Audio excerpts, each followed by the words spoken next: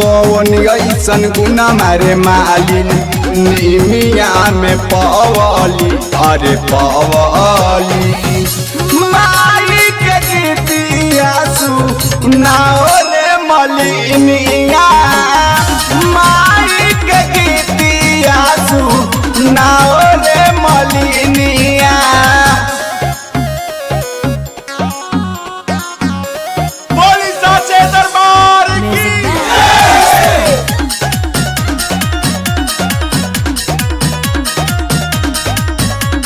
घर माई निमिया दुआरा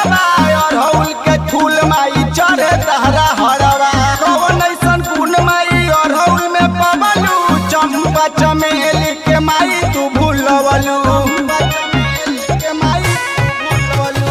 निमिया घर माई निमिया दुआरा और हौल के फूल माई चढ़े तोहर हरवा कौन ऐसन गुण माई और हौल में पवलू चंपा चमेली के माई भूलवलू कौन ऐसन गुना मारे मालिन निमिया में पवली अरे पवली माई के गीतिया सुनाओ रे मलिनिया माई के गीतिया सुनाओ रे मलिनिया।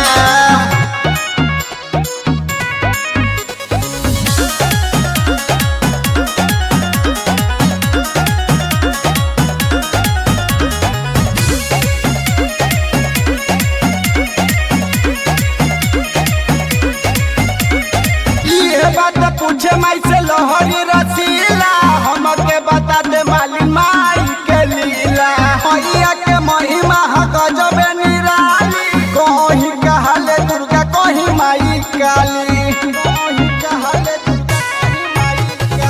ये बात पूछे माई लोहरी रसीला हमके बता दे मालिन माई के लीला मैया के महिमा गजबे निराली कहीं कहले दुर्गा